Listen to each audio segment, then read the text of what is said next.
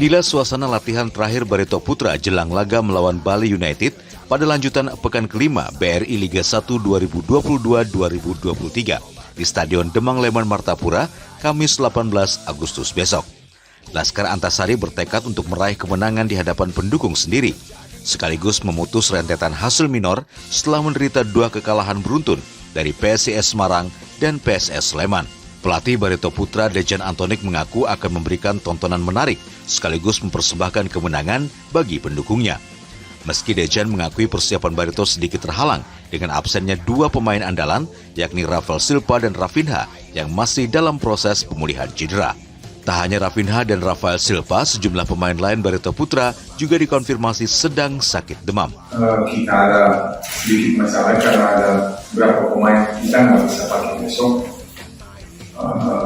Silva sama Rafa itu katanya dari dokter kita tidak bisa pakai, ada cedera.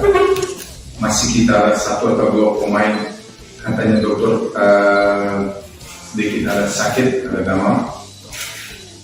Dan besok kita ada 1 pertandingan berat sekali, besar sekali.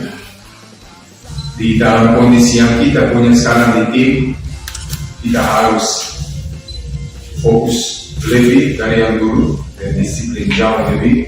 Ini lagi, saya percaya siapapun besok main, siapapun ada dicanangkan, anak-anak pasti kerja keras untuk balik. Barito Putra saat ini sedang dalam tren buruk. Dari 4 pertandingan yang sudah dimainkan, Rizky Forest CS hanya mampu meraih 1 kali kemenangan, yakni saat melawan Borneo FC di Stadion Demang Leman Martapura pada 30 Juni lalu. Sedangkan 3 pertandingan sisanya harus berakhir dengan kekalahan. Hasil tersebut membuat Barito terjerembab ke papan bawah klasemen sementara di peringkat 15. Dari Martapura, Kabupaten Banjar, Dirgantara, Kalsel 1net.